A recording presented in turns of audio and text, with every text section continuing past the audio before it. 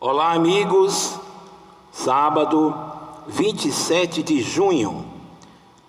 Hoje estaremos tocando no tema que geralmente fere bastante: a cultura da tortura no Brasil. Vou começar falando sobre cultura, que é uma palavra que nós associamos muito facilmente a livros, pinturas, a música, ao teatro. Mas cultura tem a ver também com cultivar. Como é que então posso associar a palavra cultivar à tortura e, portanto, formar algo que nos parece muito estranho: cultivar a tortura no Brasil? Para falar sobre isso, eu vou exatamente recordar a minha infância. Aos 10 anos de idade, fiquei impactado com o filme, e ao assistir ao filme que falava sobre a paixão de Jesus Cristo, era uma exibição muito tosca, muito simples, né? A produção era muito simples, mostrava todo o périplo de Jesus até o cadafalso, até o momento que ele é colocado na cruz, crucificado, e nesse intervalo entre todo aquele momento em que ele é levado a Pilatos, enfim, quem o julga, quem não o julga, né? O que vai acontecer até a hora que ele é pregado com aqueles cravos, com aqueles pregos que nós conhecemos. Mas as chibatadas, né? Toda aquela série de constrangimento e violência que Jesus passou, nós podemos caracterizar assim como tortura. E impactou-me profundamente aquela cena. E eu não saí dali um devoto, eu saí dali também me sentindo torturado. Mas as pessoas ficaram extasiadas ali, em êxtase. Muitos choravam, outros tantos se condoíam de alguma forma. Todos foram tocados. Então isso aí eu tenho 10 anos de idade. Vou dar um pulo e vou para 1985, quando vou ler o livro Brasil Nunca Mais, Projeto Brasil Nunca Mais. Ora, o Projeto Brasil Nunca Mais, para quem não ouviu falar, é na verdade a consagração de uma pesquisa organizada por Dom Paulo Evaristo Arnes, cardeal brasileiro, o rabino Henri Sobel, já falecido, também como Dom Paulo, o pastor James Wright, repare bem, um bispo cardeal, um cardeal, alguém, né, do topo da pirâmide da Igreja Católica, um representante do judaísmo, portanto o rabino mais famoso, o Henri Sobel, e o pastor unindo todas as igrejas evangélicas e congregações em torno da denúncia sobre torturas no Brasil entre 79 e 85. O livro, naturalmente, foi publicado em 85, né? Já no fim, na eleição de Tancredo, pós-eleição de Tancredo Neves, né? Ou seja, em um momento mais confortável, né? Menos vigilante por parte, né, daqueles que defendiam a própria tortura, porque a colocaram em curso, e falo dos que dirigiram o país de 1964 até esta data. Muito bem. Então, nas páginas deste projeto que virou livro, né, Brasil Nunca Mais, chamou-me a atenção da tortura sofrida pela atriz Beth Mendes. A atriz Beth Mendes é narrado né? E é transformada então em uma pérola de exatidão todas as sevícias, a tortura, toda a ignomínia, todo tipo de crueldade que ela passou nas prisões, né? Nesse período, né, da ditadura civil-militar Brasil 64-85. Ela é uma atriz, né? Mas há naquele livro uma série de outras torturas. É aí que o brasileiro vai ficar conhecendo palavras como pau de arara, né? Etc, etc, etc. Esse livro foi impactante para mim, né? Mas abstrair dele principalmente as denúncias ao processo. Mais tarde, aí por volta também de 80, fim de 85, início de 86, seria a vez de ler Vigiar e Punir, o nascimento das prisões. Não foi menos chocante a leitura que fiz, né? E para mim, no caso particularmente, né, a tortura que entrou como uma violência, uma crudelidade, uma crueldade ímpar. É uma história, não sei se os senhores conhecem, a obra de Michel Foucault, que é considerada a obra mais lida no Brasil, né?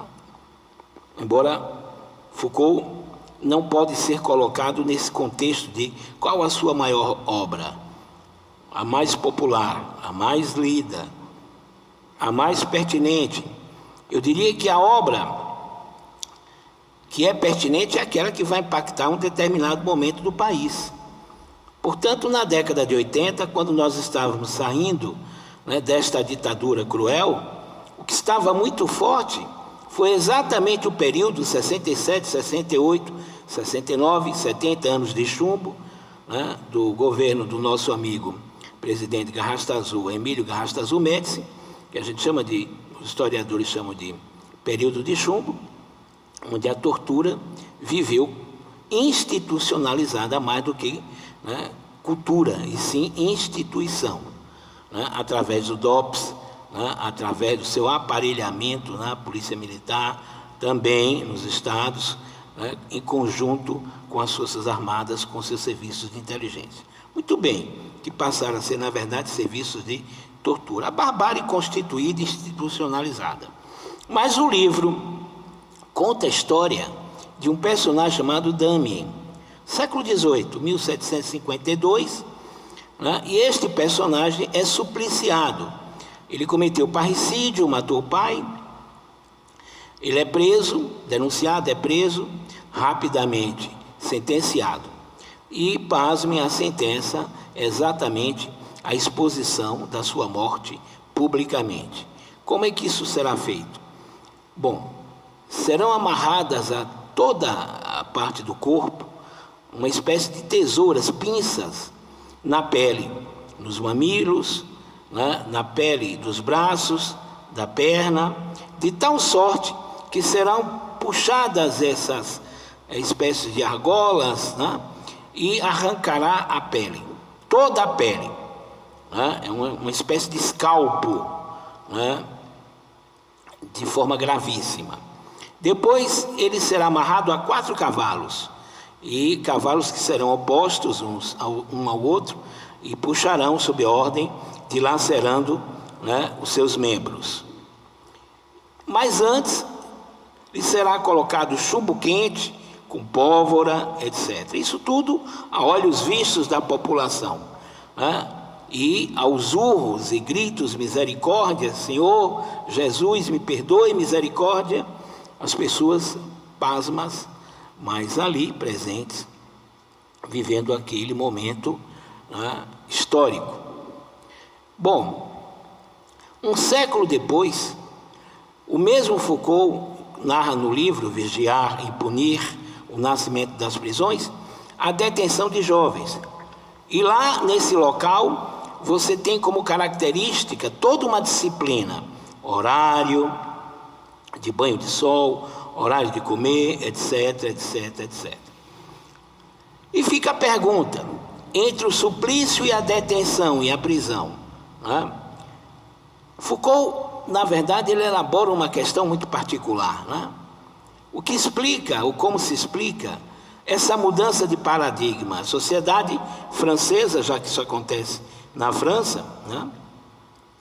Ela muda do suplício da tortura aberta para o público para um outro tipo de tortura caracterizada em prisões, né? O que fez com que esta mudança acontecesse? E aí Foucault vai explicar, né, a postura do iluminismo, os avanços sociais, e por isso o seu livro coloca Vigiar e Punir, o nascimento das prisões. 2 pontos, o nascimento das prisões. Mas, amigos, foram 2 obras impactantes, né? O projeto Brasil, né? O projeto Brasil Nunca Mais, e a obra de Vigiar e Punir, de Foucault. Mas se isso não bastasse, a um homem aí já com 24 anos de idade, avançando, eu conheci um filme. Diversos filmes narram sobre tortura, sobre essa barbárie. Mas no Brasil, nós temos Batismo de Sangue. Eu acho que um filme que vocês viram em 2007. Batismo de Sangue é um filme que mostra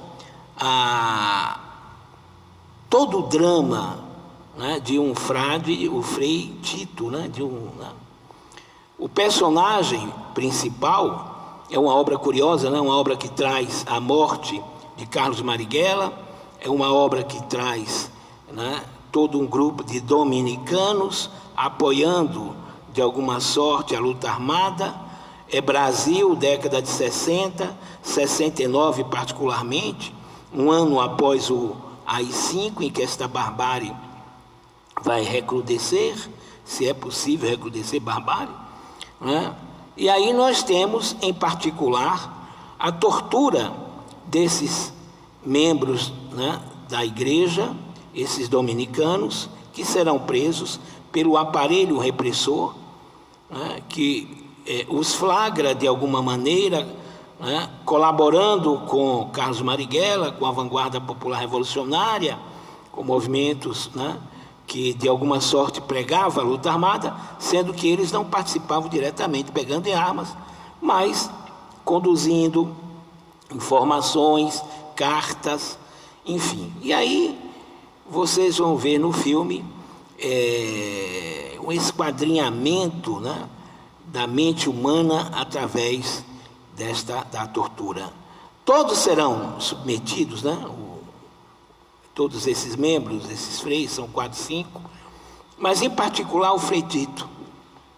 O Frei Tito, né, ele sofreu torturas como o Frei Beto sofreu, como o Frei Fernando sofreu, né, como os freis, né, que foram presos em geral, sofreram. Mas o Frei Tito, né, que depois da prisão, né, de um tempo na prisão, vai estar exilado, será exilado, vai para a França, né, viverá num convento na França, terá toda uma proteção, né, da Igreja Católica, naturalmente, mas irá a óbito, né, através de um suicídio.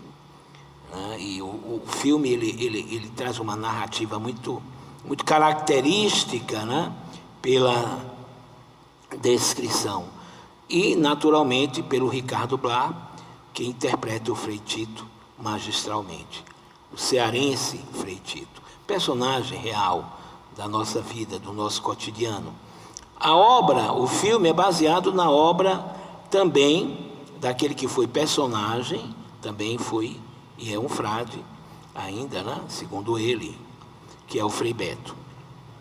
Então, a paixão de Jesus Cristo, quando eu tinha 10 anos de idade. A obra Vigiar e Punir, né, Brasil Nunca Mais, o projeto Dom Evaristo Arnes e o rabino, né, e o pastor, e etc. Essas obras somadas, elas são muito impactantes. Mas eu vou agregar mais uma obra para esse tema, né, que é um tema constrangedor, mas ao mesmo tempo ele é iluminador, porque nós não devemos, né, deixar cair no esquecimento. Eu falo sobre batismo de sangue, sobre Bicho de Sete Cabeças. Bicho de Sete Cabeças foi um filme em 2001, portanto ele é anterior ao filme Batismo de Sangue. Eu fiz aí uma quebra da linearidade. Mas o Bicho de Sete Cabeças é um filme muito impactante. É a história de Neto, um garoto de época, né, que entra em conflito com seu pai, com o autoritarismo do pai. A essa época, como jovem, experimentava maconha, e quando o pai descobre, né, entra em polvorosa, né, e acaba acionando o Estado na figura de um manicômio, né, e todo o filme tem a sua narrativa no contexto desse intestino, desse interior, desse aparelho que é o manicômio, né, público de época, né? Muito bem. Então eu trago aí um conjunto, né, entre livros, né, entre filmes, e vocês podem somar canções, podem somar quadros como O Grito, né? Vocês podem somar, enfim, diversas obras, conversas com amigos, de pessoas que foram torturadas, e a gente já define o conceito de tortura, né, conceito no sentido mais sociológico, para que a gente possa ter, inclusive, uma normatividade. Mas é fundamental trazer, para enriquecer o nosso diálogo, a questão dos aparelhos ideológicos. E aí eu trago o nosso amigo Althusser, né? Os aparelhos ideológicos do Estado, né? Exatamente como o Estado reprime, como o Estado age para aqueles que, né, confrontam a disciplina, a desobediência, que Foucault, de certa maneira, né, toca lá em Vigiar e Punir, o nascimento das prisões. Bom, Althusser elabora uma lista de aparelhos, de instituições, essas oficiais ou aquelas mais menos oficiais, mas são instituições sociológicas, estruturas sociológicas, tais quais a família. E vou começar exatamente por ela, a família, modelo patriarcal. Na nossa brevíssima existência enquanto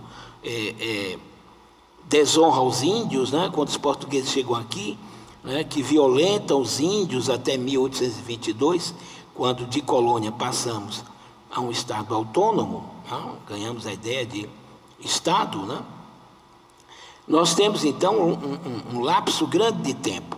E nessa sociedade, né, que se define como sociedade patriarcal, a figura masculina imperativa, né, reinando soberana, tal qual um soberano de Portugal, né, a utilizar dos castigos cruéis para disciplinar e obedecer e ter os corpos dóceis à obediência.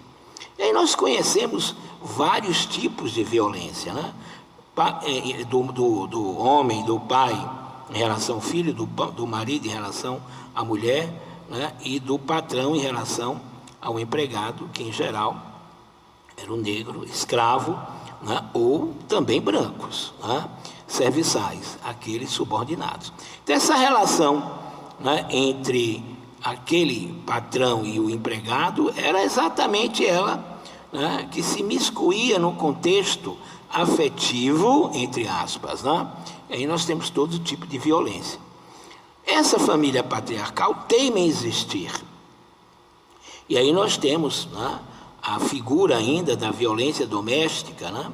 Marido contra a esposa, irmão contra irmã, e, enfim, pai contra filho, e vice-versa, e por aí vai.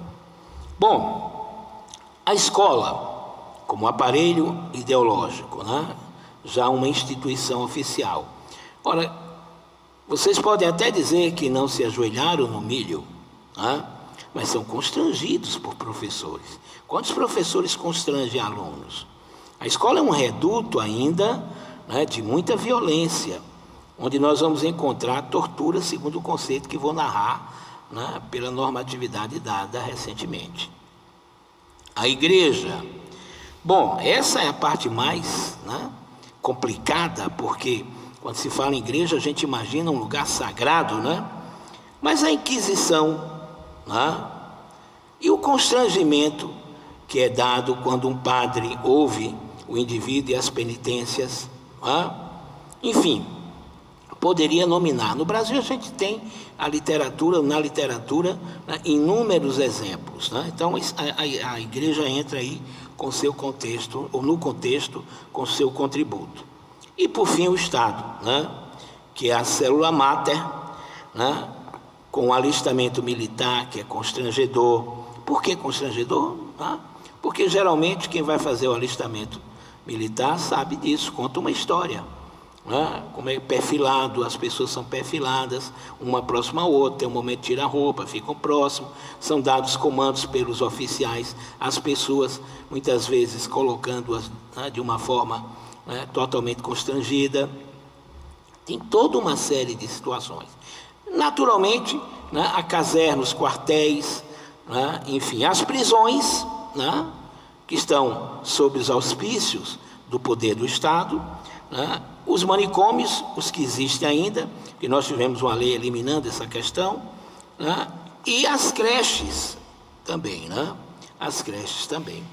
Então nós temos aí uma pleiade, né, de situações, os tais aparelhos que o Althusser nominou, a gente poderia caracterizar com livros, com histórias, com narrativas, né, para ilustrar essa terrível chaga, né? Muito bem. Aí chegamos ao quê? A lei 9.400 ou 9.455, perdoe-me. A lei 9.455 de 1997. Veja bem, lei número 9.455 de 1997, foi uma lei decretada pelo Congresso Nacional, sancionada pelo presidente Fernando Henrique Cardoso, né? Já no seu último ano de governo. Muito bem, essa é a lei que vige. Essa é a lei, né, a qual normatiza, né, pune, né, define o crime de tortura. E o crime de tortura, ele é muito bem definido. A lei, ela é muito pequenininha, a lei tem só 4 artigos, 7 parágrafos, alguns incisos, 6 se eu não me engano. Já no primeiro artigo, na sua definição 1 e 2, que eu faço questão de ler para vocês, né, mas a lei está disponível, né, na internet. É sempre bom ter essa lei de bolso. Essa lei é chamada de lei de tortura. Outros chamam de lei da tortura, né? Não deveria. Deveria ser lei contra a tortura, né? Ela define os crimes de tortura e dá outras providências. Bom, eu vou só falar assim o artigo 1º e o artigo 2º rapidinho. O artigo 1º define a tortura. Constitui crime de tortura, aí vem inciso 1. Constranger. São 2 verbos fundamentais nessa lei, né? Constranger e submeter. Constranger alguém com emprego de violência ou grave ameaça, causando-lhe sofrimento físico ou mental. 2 pontos. Com o fim de obter informação, declaração ou confissão da vítima ou de terceira pessoa. B. Para provocar ação ou omissão de natureza criminosa. C. Em razão de discriminação racial ou religiosa. 2. Constitui crime de tortura. Submeter alguém sob sua guarda, poder ou autoridade, com emprego de violência ou grave ameaça, a intenso, né?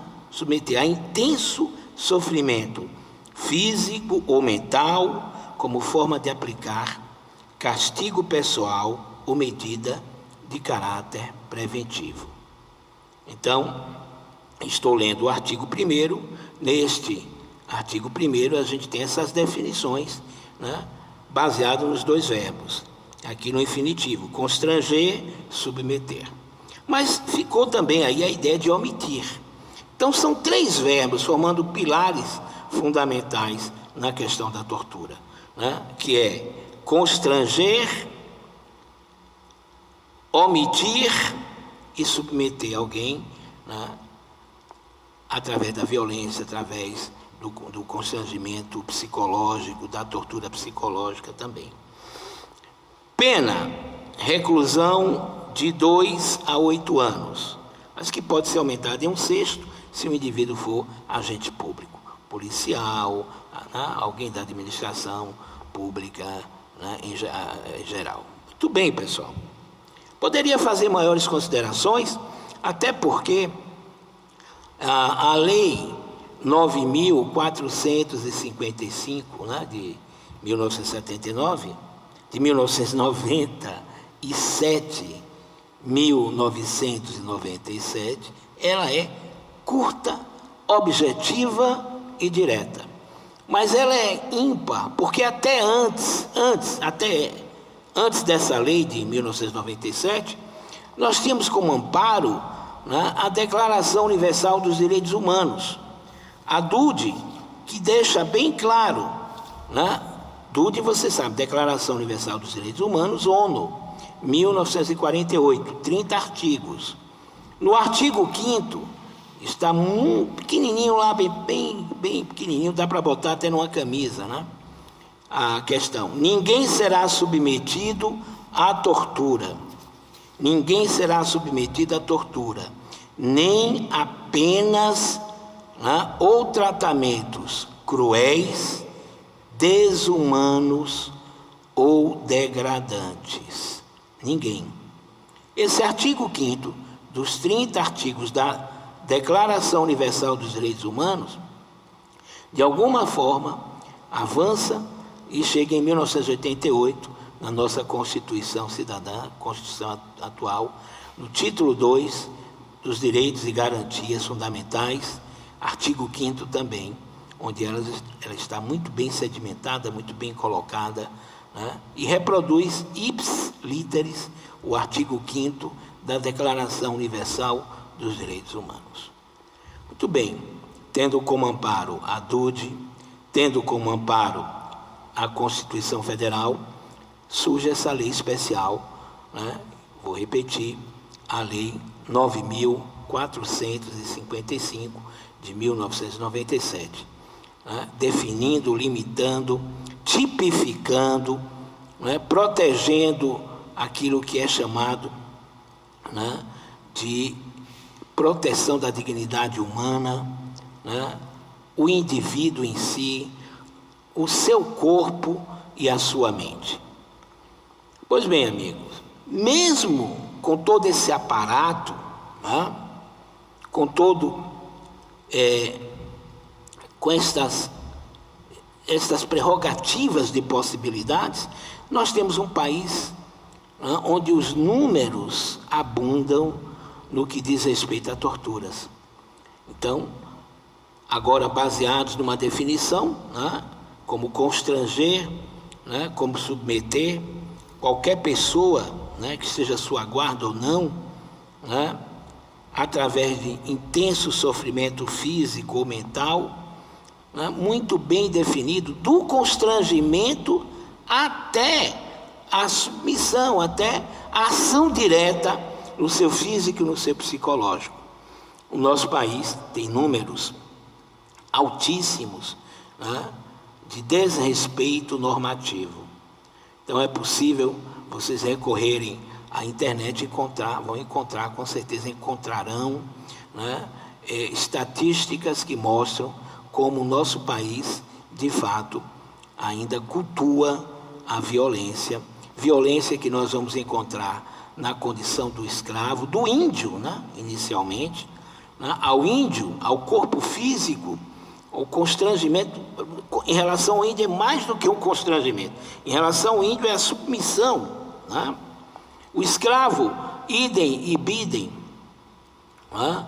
E daí por diante, né, esta violência, né, vira um elemento, né, que vai aninhar-se na família, né, vai ganhar sacralidade pelo aparelho ideológico, né, as religiões em geral, em particular aquelas que usaram da tortura através da Inquisição secular, milenar, né?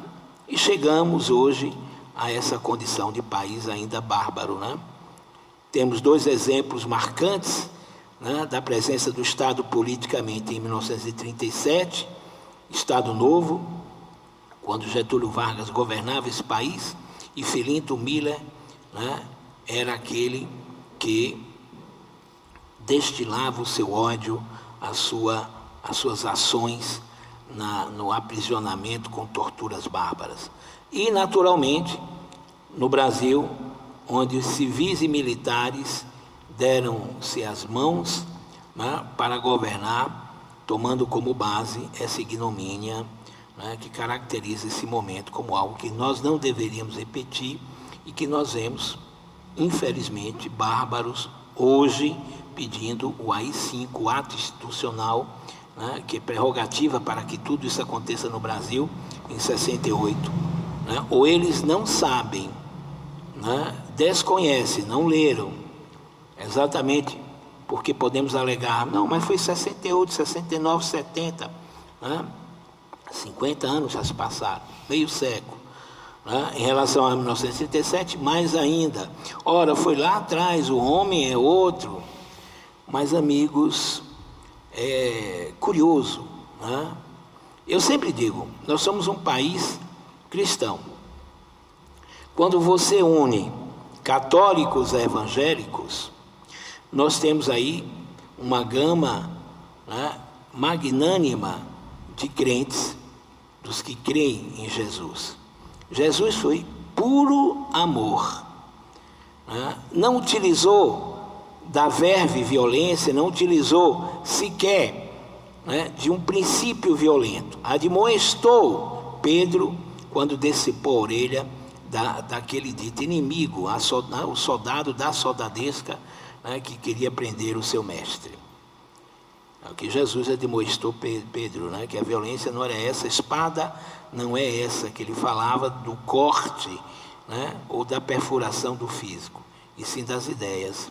Né? Se há uma espada, portanto, um instrumento, né, de tortura e de dor, de violência, mas é a espada separar, né, a paz, né, do ódio. Estamos vivendo um momento onde o ódio é a tônica. E aí eu termino esse vídeo homenageando Gilberto Gil, né, baiano, nasceu em Salvador, viveu também em 1968, né, 69, uma prisão, junto com Caetano, foi exilado, voltou, né, na década de 70, quando flagrado utilizando maconha, foi preso, né, o juiz mudou a sua prisão para internação, porque dizia que ele era dependente, mas ele se defendeu dizendo, a maconha que eu uso não faz mal a mim nem ao semelhante. Enfim, sem maiores considerações, Gil é talvez, né, uma das grandes oportunidades, né, de dizer o quanto esse país tem jeito. Né? Saiu da sua mente a canção A Paz. A paz invadiu o meu coração. Com a canção de Gil, e sabendo que ele fez aniversário no dia 26 agora, né, 26 de junho, quinta-feira, sexta-feira, não foi? Sexta-feira ontem, não é isso? Né? Eu, como baiano, né, e como, de alguma sorte, alguém que agradece demais, né, aquele que produziu canções maravilhosas, como Super-Homem.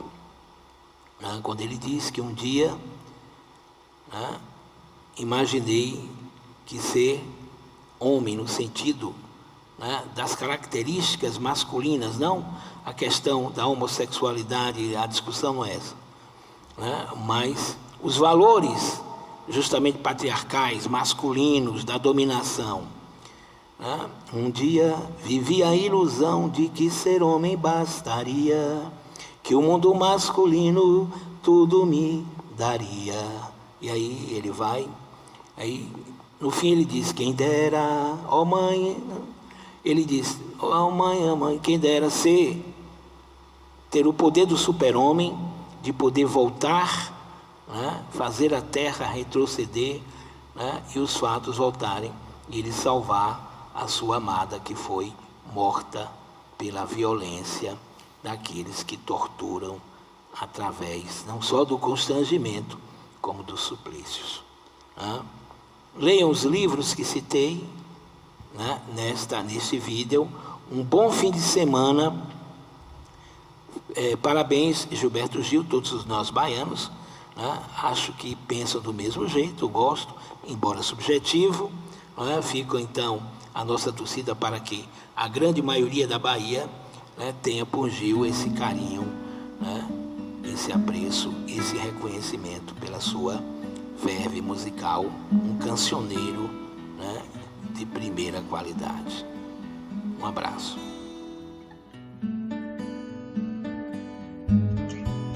A paz invadiu meu coração, de repente me encheu de paz.